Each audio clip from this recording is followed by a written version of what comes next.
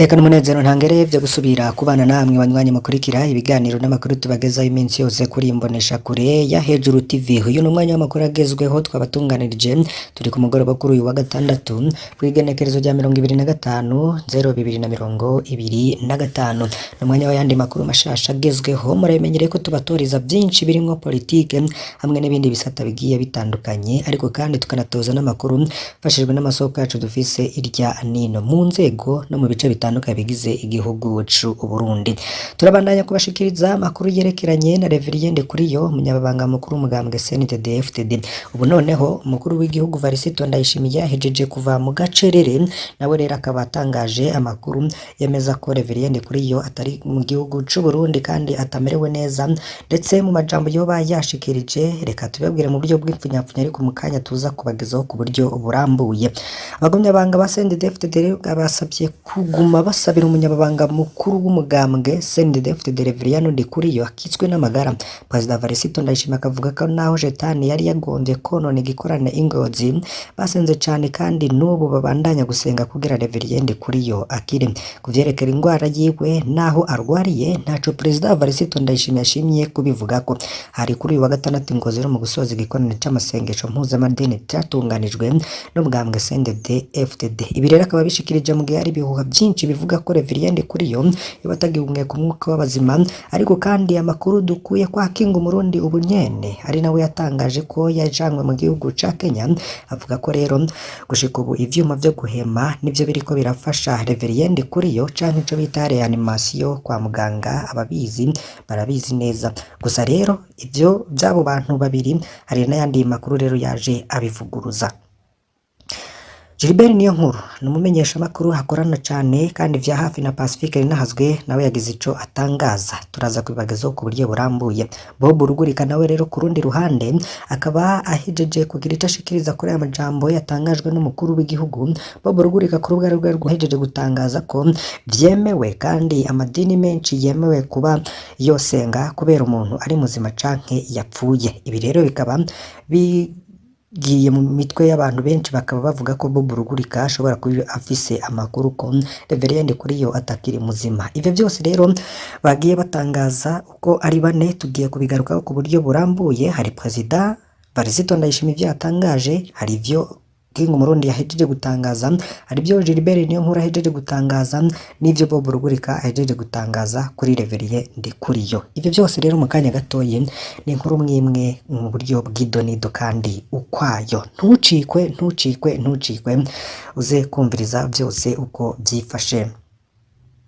Fyona kuri subscribe canke sabone niba utari wafyona ko ibuke no kubisangiza bagenzi bawe kugira badacikwa n'amakuru yose tubagezaho. Iyi nimbonesha kure ya Hejuru TV, turabahaye kaze. Amagara ya Reverien Ndikuriyo ntiyifashe neza hagwariye mu gihugu ca Kenya. Tubisubiremwo, aracagwariye mu gihugu ca Kenya. Hari amakuru rero yavuga ko ashobora kurungikwa mu gihugu c'Uburusiya kugira ngo abariho avurirwa. Nkuko rero tubishikesha amasoko yacu, Reverien Ndikuriyo aho ari mu bitaro vya Nairobi mu gihugu ca Kenya ntiyorohewe kuko abandanya guhema nabi nkuko twari twanabishikirije hahise. Gushika ubu ivyuma vyo guhema nivyo bimufasha, ico bita reanimation mu mvugo zo mu kwita ku magara y'abantu kwa muganga.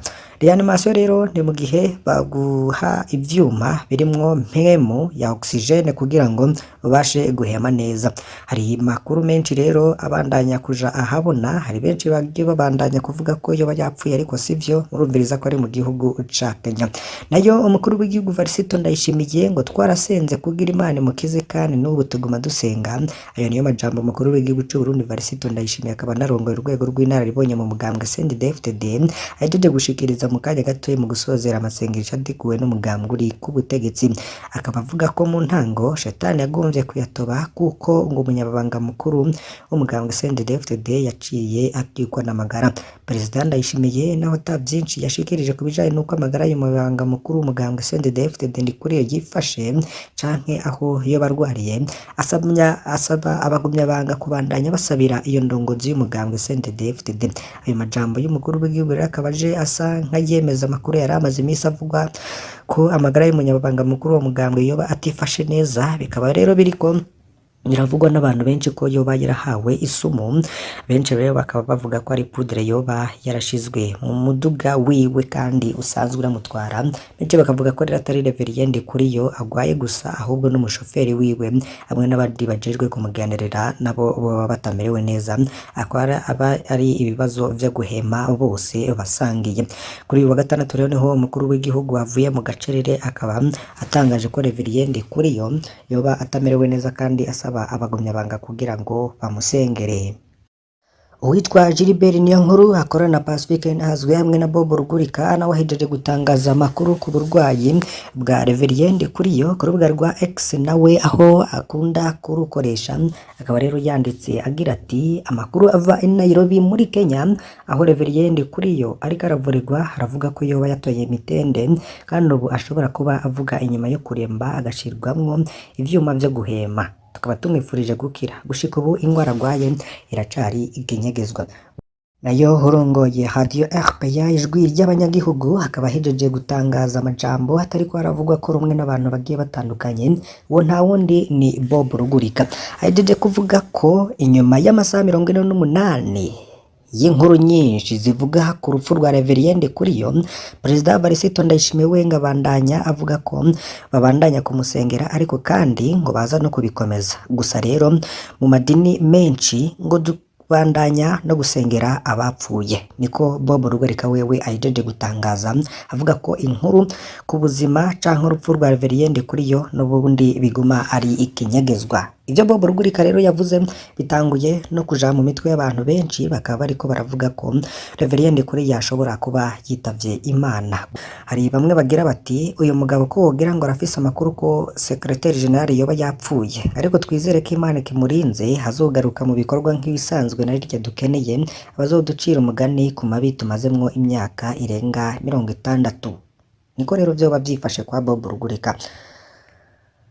Kimwe nuko ku munsi w'ejo n'ubundi amajambo yatangajwe n'umukuru w'igihugu ngo yoba ashigikira ivyo Bob Rugurika ngahejeje gutangaza kuri radio televiziyo Burundi Bwiza RTBB, bakaba banditse ko umukuru w'igihugu c'u Burundi Varisito Ndayishimiye ahumuriza abarundi k'indongo zimwe ivyonze igihugu batoca bihebura, kandi abishikirije ku munsi w'ejo muri ayo masengesho. Umukuru w'igihugu rero yerekanye ingene Yezu yagendanye na Yuda kandi yari umuhemu. Petero yihakanye Yezu ariko ijuru ntiryatibutse.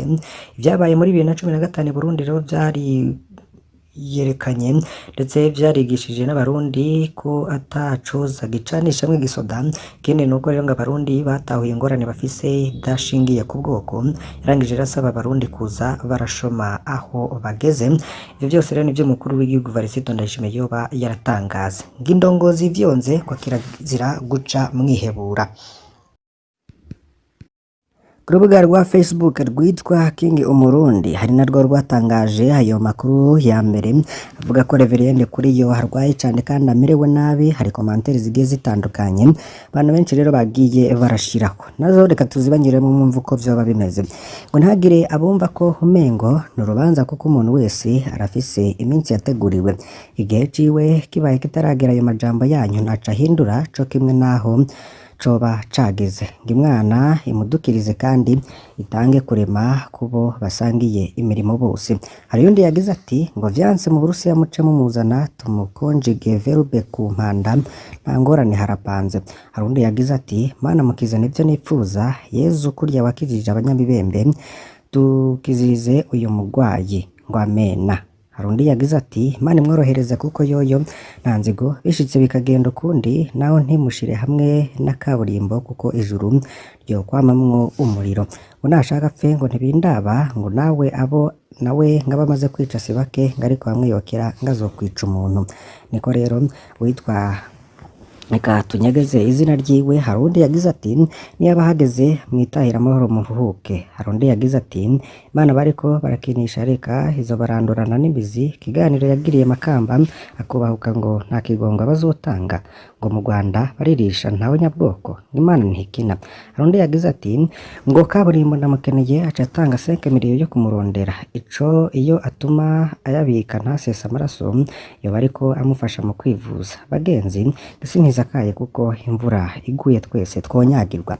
Hari undi yagize ati ubwo muganga wiwe asanzwe akurikirana amagara yiwe yoba yaramubaye hafi, ngo yitwa Dr Kaburimbo, ngo bava babeshera ngo basindumuja, ngo niwe yivugiye ko muri CNDD-FDD ntawipanga baramupanga. Hari undi wagize ati sinje ngaho niyorobeke nk'abandi, mutima wanje numvubwira ati napfe vuba hama hace hakurikira ndabirabe ahereze neva niho Uburundi bwova mu ngorane. Izo ni komanteri z'abantu rero bagiye batandukanye bariko bavuga kuri iyi nkuru y'amagara ya Reverien Ndikuriyo atifashe neza. Hari undi yagize ati amasengesho y'abiyorobetsi arasesema Imana, aya masengesho amara amahera y'igihugu n'abenegihugu nta kamaro na kamwe afise uretse kuyovya abantu gusa. Usanga ngo bariko barasenga bavuga ngo sinje mbona biraheze baje mu manama yo kwicana, none aho Imana yoyo ntizohava ishavura ihanireho. Undi yagize ati ku mwaka wa 15 batwaye vyarabananiye kubaka ibitaro boza barivurizamwo, ngo nimuvuge mugabanya, ngo uretse gutega iminsi gusa ntaco ivyo muvuga vyotanga. Rero tureke Imana yikorere, nakira ntuzuvuge ko wamukijije, napfa naho nuko ivyo yakoze nivyo yavuze muri mwo ntawo bihindura. Kizima rero vy'abagwaje inyo mu bamwe mubane nayo rero. Hari undi yagize ati komera bubahwa, uyo muntu arabesha ariko arandika ibitari vyo, umwubahwa araho arakomeye 100%, bandika ivyo n'abanzi b'amahoro. Hari undi yagize ati imiyaga y'Ingozi niyunguruye Ijebu isuzume neza ikirere caho kuko nasubwo niho yafatiwe umenga urubanza rw'abera kuri kirya kibuga nyene.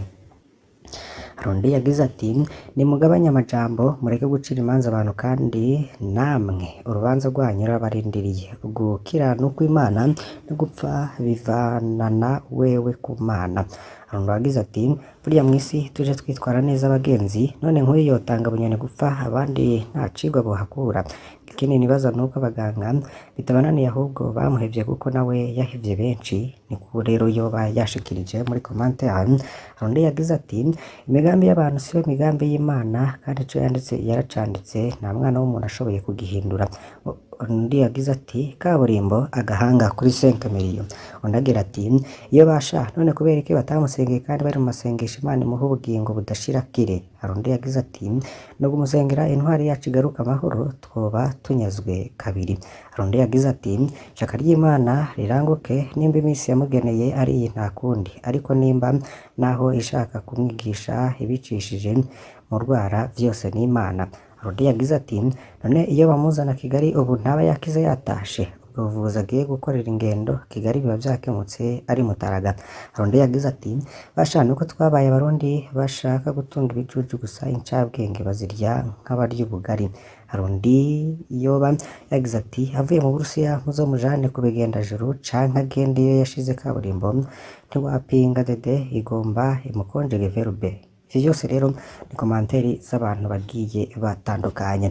King Murundi rero akibishikiriza avuga ko amagara yiwe atifasha, amagara ya Reverien Ndikuriyo atifashe neza, ku rubuga rwa Facebook n'ubundi niho yari yabitangarije, aho n'ubundi hari komanteri z'abantu bagiye batandukanye zoba zaragiye kuri iyo nkuru yiwe.